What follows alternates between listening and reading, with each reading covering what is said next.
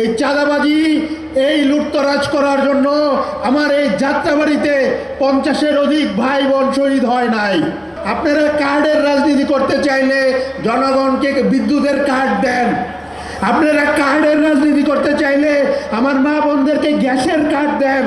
আপনারা কার্ডের রাজনীতি করতে চাইলে চাঁদাবাজি মুক্ত কার্ডের ব্যবস্থা করে দেন। চাঁদাবাজির স্বর্গরাজ্য বাংলাদেশ পরিণত হয়েছে, মাদকের স্বর্গরাজ্যে পরিণত হয়েছে। বাংলাদেশে আইন শৃঙ্খলার চরম অবনতি ঘটেছে। তারপর দেখলাম তাকে প্রমোশন দিয়ে স্থানীয় সরকার বিষয়ক মন্ত্রী বানানো হলো। আমরা জানতে চাই, ব্যর্থতার কি পুরস্কার হবে নাকি শাস্তি হবে? বাংলাদেশের ফ্যাসিস্ট কাঠামো এখনো আছে।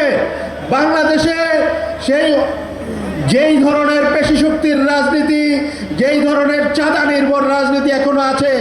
এই যাত্রাবাড়ি থেকে কত টাকা চাঁদা দেওয়া হয় এই যাত্রাবাড়ির ব্যবসায়ী ভাইয়েরা জানেন। এই সামনে আছে যাত্রাবাড়ি আড়ত, যাত্রাবাড়ি আড়তদারের ব্যবসায়ীরা জানেন।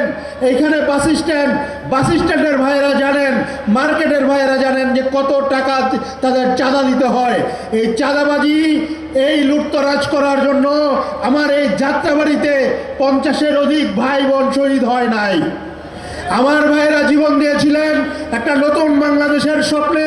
আমার ভাইয়েরা জীবন দিয়েছিলেন বাংলাদেশে আর কখনো কোনো চাঁদাবাজের উত্থান হবে না, বাংলাদেশে আবার কখনো দলীয়করণের রাজনীতি হবে না, বাংলাদেশে আবার কখনো 17 বছর মজলুম ছিলাম এই যুক্তি দিয়ে জুলুম করব, এই ধরনের বাংলাদেশের রাজনীতি হবে না।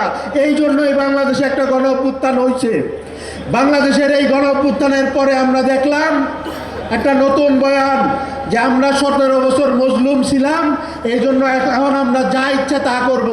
এখন আমরা চাঁদা তুলব, এখন আমরা ব্যবসা দখল করব, এখন আমরা লুটতরাজ করব, এখন আমরা বিদ্যুৎ কোম্পানির, তেলের কোম্পানি, ব্যবসায়ীদের সাথে কমিশন খাইয়া রাষ্ট্রীয় প্রতিষ্ঠানগুলোকে দুর্বল করে ফেলবো।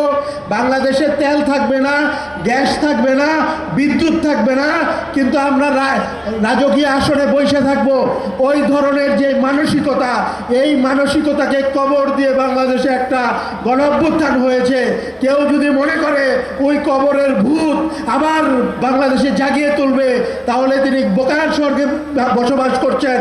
শুধুমাত্র ওই কার্ডের দোহাই দিয়ে জনগণকে বোকা বানানো যাবে না। নিজেই জনগণের ইতিহাসে রাস্তা করে নিক্ষেপিত হবেন। আমরা শুধু বলবো যে এই দেশের জনগণ, আপনারা কার্ডের রাজনীতি করতে চাইলে জনগণকে বিদ্যুতের কার্ড দেন। আপনারা কার্ডের রাজনীতি করতে চাইলে আমার মা বোনদেরকে গ্যাসের কার্ড দেন। আপনারা কার্ডের রাজনীতি করতে চাইলে চাঁদাবাজি মুক্ত কার্ডের ব্যবস্থা করে দেন। যে আমি বাংলাদেশের নাগরিক, আমার আইডি কার্ড থাকলে, আমার বাংলাদেশের নাগরিক এই পরিচয় থাকলে আমার সাথে কেউ চাঁদাবাজি করবে না, এইটা নিশ্চিত করেন। আপনার কাছে আর কোনো কার্ডের রাজনীতি কেউ দেখতে চায় না।